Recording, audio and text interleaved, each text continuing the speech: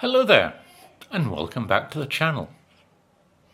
So I'm going to look at 3 beers from the brewery Calavera, and to mark the occasion, seeing as it's Day of the Dead, I have my Day of the Dead t-shirt with a nice Calavera on the front.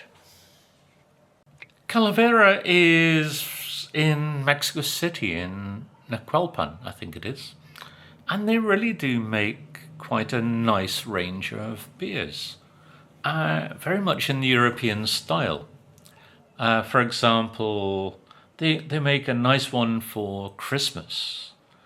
I can't remember the name of it, but one I wish I had got was called Calaverita, which has a similar design to my t-shirt. They make a Belgian triple, an Abbey-style beer. One new one called Vera Galactica. They make a nice one for spring called Sanctum, which I've tried. And I would say sometimes their beers are a little hit and miss, but they are full of flavour. But I bought these beers from Amazon. And you may have your doubts about Amazon and its practices. But I found this a great place to get some of the more independent beers. I hate to say craft beers. Like I have with Colima, with the Minerva,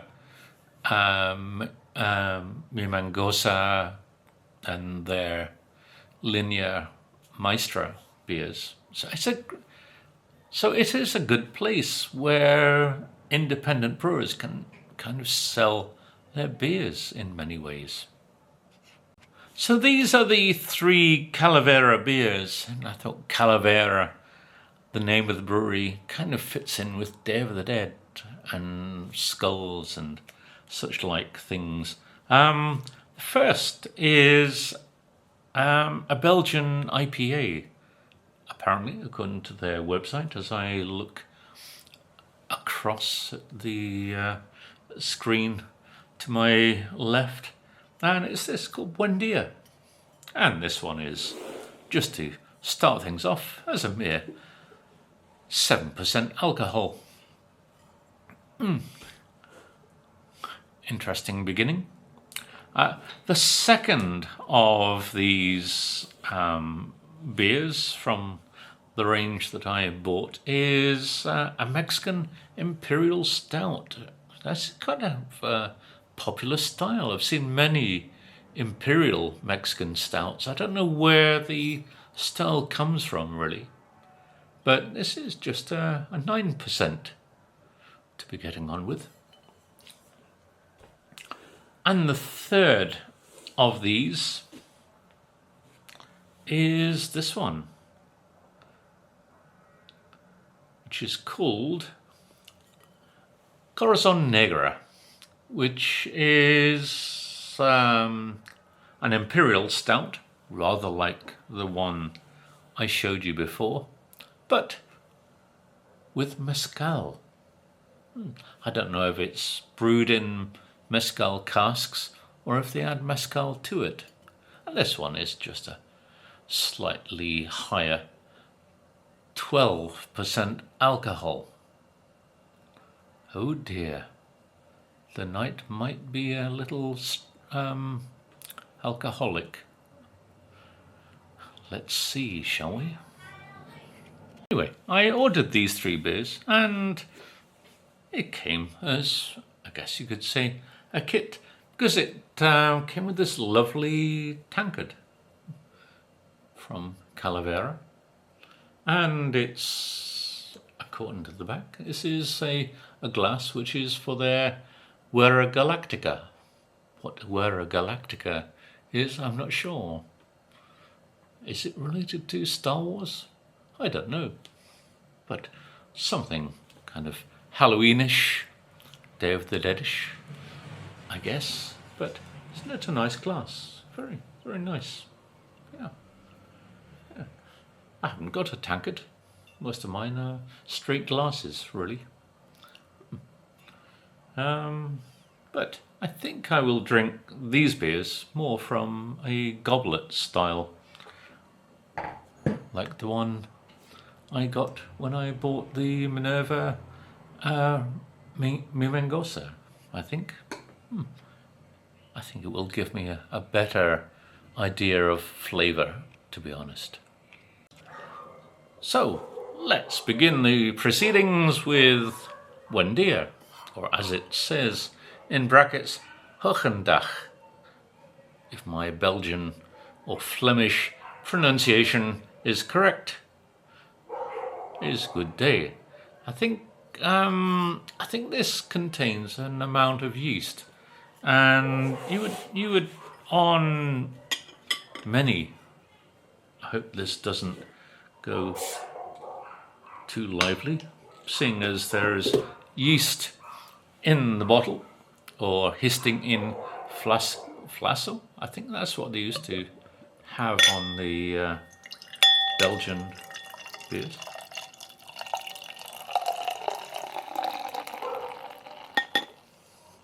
There we go. Just a half glass. So, a nice golden colour, a light haze to it.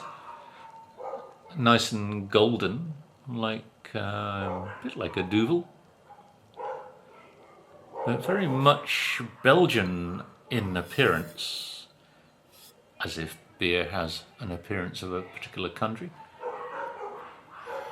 Oh, there is a good hoppiness to that. Sorry for the noise outside. It's kids wandering by, and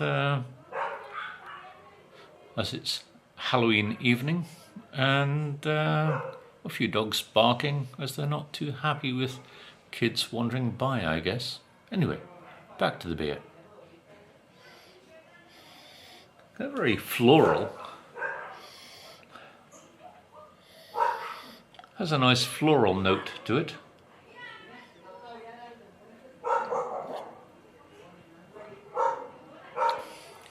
Oh, that's nice.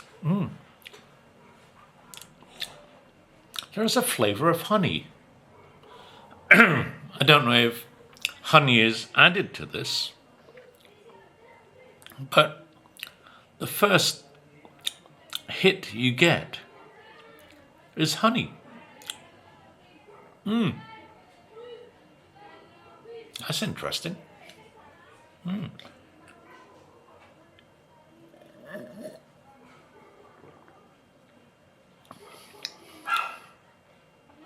Slightly smoky as well.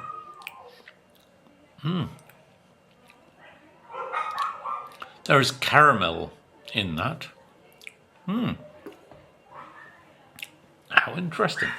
What do the tasting notes say on? Let me move over here and look. It says tropical fruits, according to the write-up. Tropical fruits, citric, resin, and clove. I don't get the clove, but it's certainly, as it mentions, kind of a little dry. But it does have fruity notes with a honey note in there as well. I would say this is more honeyish.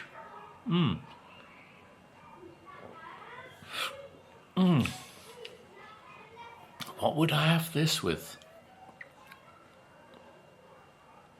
Maybe a Molly. This might be good with a Molly, to be honest. There's a light bitterness to it. It, as it says, it's a Belgian IPA, which is not really a style that is traditional. I mean, IPA is more an English style because it's India Pale Ale.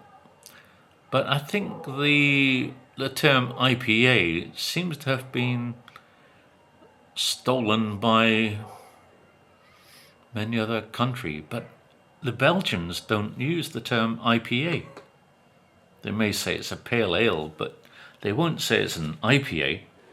That seems to be, or seems to have been, a moniker used by many American breweries. Here they're using it in Mexico to say, oh, it's a Belgian style which has an IPA character to it. But really, an IPA, a true IPA, not like those American ideas of what IPA is very different to what people think of as IPA. But this is more the Belgian ale. I wouldn't call it IPA, even though it does have a bitterness to it and a nice hoppiness. If you want a very hoppy Belgian ale, then there is a very good one, which I can't remember the name of, but it's the most hoppy of beers that I've ever had in Belgium. But this is a nice balanced beer.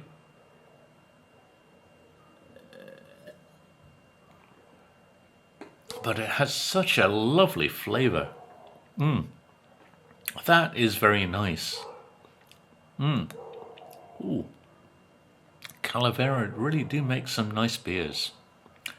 And yes, there's a lovely mouthfeel with a nice dryness, fruitiness, and a little balance of hop in there. I do like that. I think I would give that an 8, to be honest. Between 8, 8.5. I do like that. A very nice beer indeed to start off the proceedings. Well done. So, next up is the Imperial Mexican Stout. I've had one before. I can't remember which one it was. I think I may have had this beer before, but such a long time ago. I can't remember exactly how it is, other than being quite a strong brew.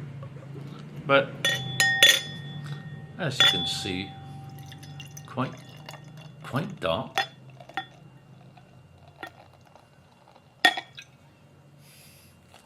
Let's not go for the whole glass. According to the tasting notes over there on my other screen, it says 9%, as it says on the bottle. Has a strong top fermented beer with toasted aromas and flavors, with chocolate and coffee type aroma, with a little bit of caramel, raisins and dried fruits. Let's see. You get a nice fruital aroma. It's not the same aroma that you get from a Guinness, although it looks rather like a Guinness.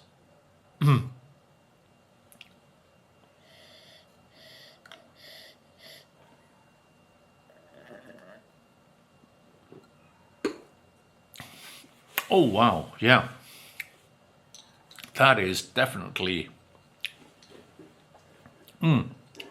a very malty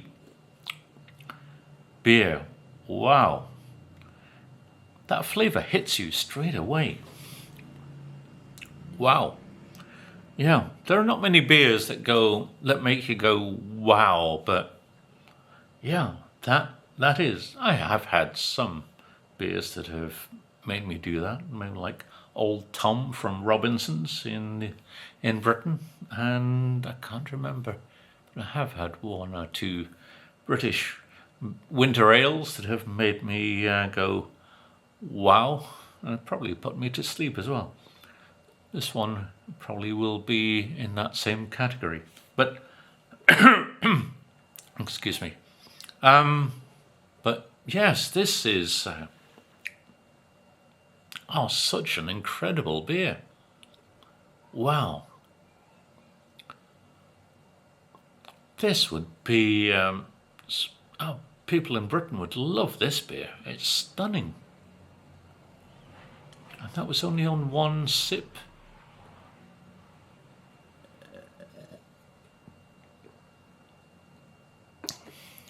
It's a much deeper flavour than a Guinness. And you do get that,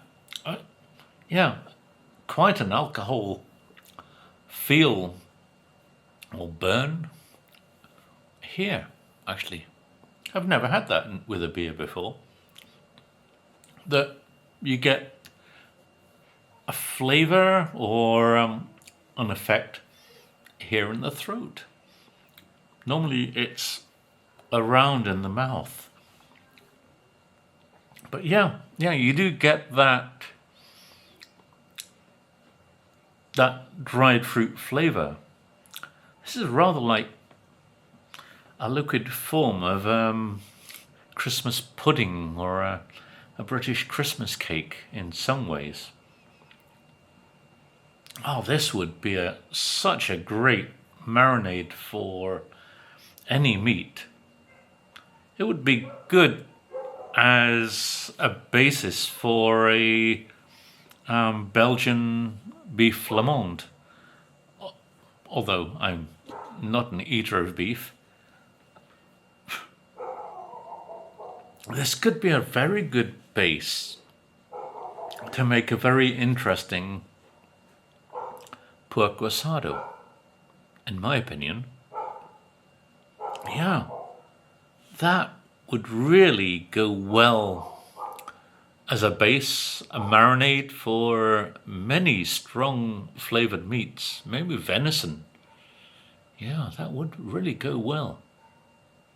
Maybe you could, I had an idea, maybe lengua, tongue. Yeah, you could marinate tongue in this to make some of the most wonderful tacos, I think. But yes, it's such an incredible beer.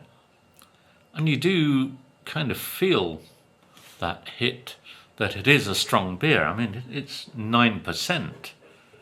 I have had stronger. I think I remember having a barley wine from the Escenario brewery when I was chatting to the guys there at the Monterey Beer Festival, and they said, we have an interesting one for you, and it was their barley wine that they were experimenting with. It was like 13 or 14% alcohol. I think that finished me off during that festival. But anyway, this is good. I mean, it's definitely not a beer you could just glug with like a lager or other such beer. This is one to savour. This is one to enjoy on a cold winter's night with a crackling fire in front of you as you enjoy this with some very nice cheese, maybe a nice Stilton, a Roquefort, or some of the very nice Mexican cheeses, maybe with a cotija. Yeah, I think this would go nice with a cotija. Maybe you could have this with some very nice dark chocolate too. Actually, I'm going to try the ticos from Colima with some chocolate actually, as that's a stout as well. Well, a porter to be exact.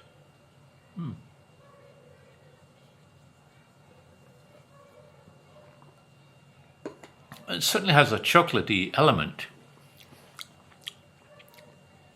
I don't drink coffee, so I can't really notice if it's a coffee flavour or not, as it says, or from the tasting notes that I'm looking at. But there is a certain amount of caramel in there. And it has a lovely flavour in the mouth. That is a gorgeous beer. That has to be a 10. It really does. It is indescribable in some ways, and it is one of the best beers I've had in quite a long while, to be honest.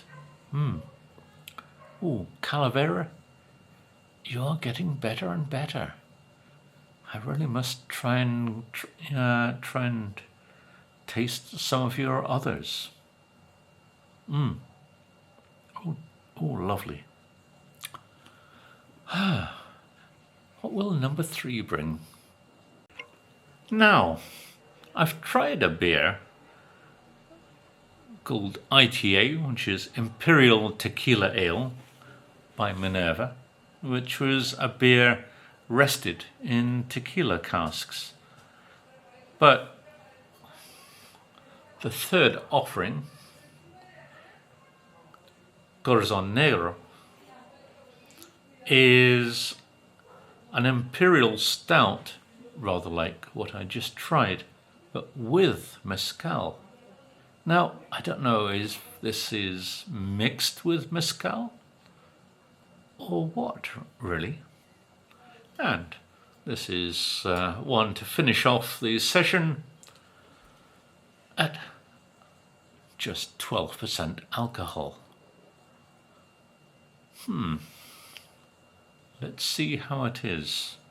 I think I'll only just drink a small amount of this one, to be honest. Very dark.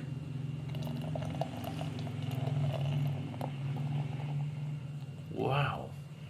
Now that is virtually black. At least you could see partway through the other stout, but this one is just black as night, isn't it? It does have a Guinness vibe in its colour, and it has a lovely head to it as well. And the head is not dissipating, it's staying quite well. Very creamy looking head as well, isn't it? How is the aroma? Wow. What does it say in the tasting notes for this thing? It says that it has a strong identity, and I would say both the colour and the aroma would agree with that.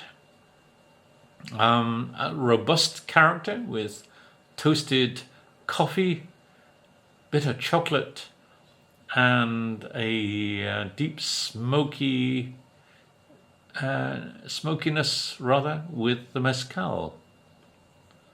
It says for a sensory experience that is unique and powerful. Ooh. Also with a touch of Mexican chilies to add to the complexity.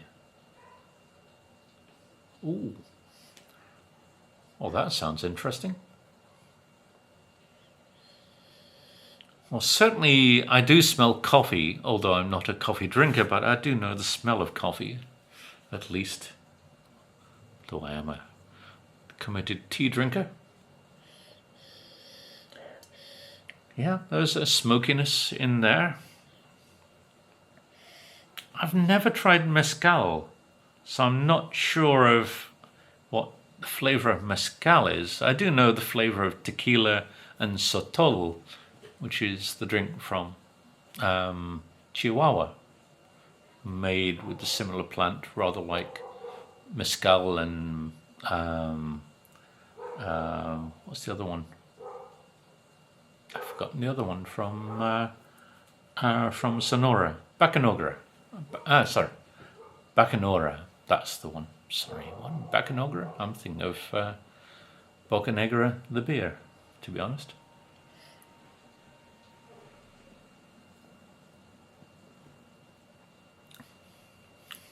Ooh, that is a very smooth beer. Very nice on the tongue. That coats the tongue. It's almost like velvet, you could say. I'm getting very poetic with this. It sounds... I can't taste any mezcal, to be honest. I think it's just there, the mezcal just adds to the character of this beer.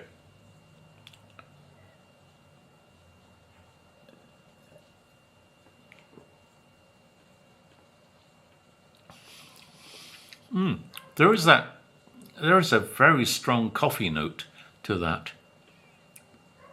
I mean, I'm not a coffee drinker. I mean, due to the caffeine in coffee, but if coffee came in this form, I would probably drink it. But yeah, so chocolate. Yeah, it's like a very strong. Oh, sorry, a burp there, which brings up the flavor as I had in a previous video. Do excuse me for the burps there. Yeah. After the burp, I do get a certain amount of chocolate. It's a little like a very strong Mexican chocolate that was 100% cacao, which was absolutely gorgeous. And in some ways, it's almost a little like a 70 or 90% Turin chocolate, which is a gorgeous brand of chocolate here in Mexico. Sadly, Mars now own them. But there are some very good chocolates here in Mexico, which are up to 90 or 100%. And they are those chocolates that I absolutely adore. I really do like a very dark, bitter, intense chocolate. And this does contain that intensity that you get from a very bitter 80 to 100% chocolate.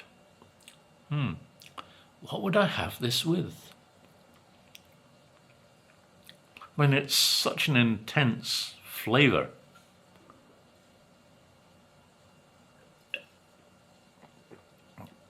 That you can only really have it with a very strong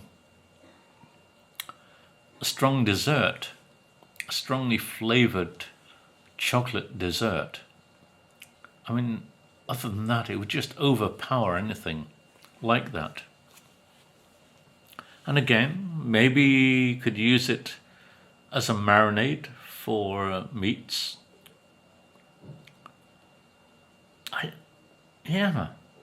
Thinking of chocolate, this would go very well, in my opinion, with maybe a very good mole, maybe a black mole from Oaxaca, maybe mole poblano from Puebla. Yeah, I think, because of the intensity you get with a very good mole, this would work really well. With any Yeah, with a good spice. Yeah, the spiciness of a very good mole from Oaxaca or Puebla. With this, oh yeah, that would be the perfect balance and perfect marriage of food and beer. People always seem to think that wine is what you should marry with food. But in Belgium, there is this this idea of marriage of food and beer. I mean, it is a recognized area of food in Belgium. And I don't know why people don't do that here in Mexico, thinking that beer and food go together. People have this idea, almost like a French ideal, that it must be food and wine. But I think there is now a growing idea here in Mexico, I think through many of the breweries like Baja Brewing, Minerva and others, that there is this marriage of beer and food. Actually, in the place I love here in Monterrey, Almacén 42, they are doing this. They are marrying food and beer, even beer with desserts. They're starting to do that. And it is great to see that people are recognizing or understanding that beer is not just a glugging thing like Tecate, Corona, and things like that. That beer has a character which matches food. That the two can come together and be one and make for a great experience. Yeah, that is tremendous. I gave the Imperial Stout a 9. This is a 10. 10 maybe with a star. I'm not sure. Certainly is up there. Top level, is one of the best beers I've ever tried. That, it's difficult to describe it. The experience is just incredible. If ever you get a chance to order Corazon Negro from anywhere, if you see it in your local beer shop, grab a bottle. You won't be sorry. Unless you're used to Tecate Light, then this is going to knock you on the floor. Anyway. Oh, yes. Let me enjoy the rest of the glass. So those were 3 of the most incredible Mexican beers that I've had in a very long time. So enjoyable. If anybody says Mexican beer is only Corona, point them in this direction to the Calavera brewery. Actually, point them in the direction to Baja Brewing, Sierra Madre and Minerva, to be honest.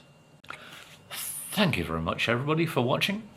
Please like and subscribe from those buttons below. And I'll see you very soon. Thank you very much. Bye for now.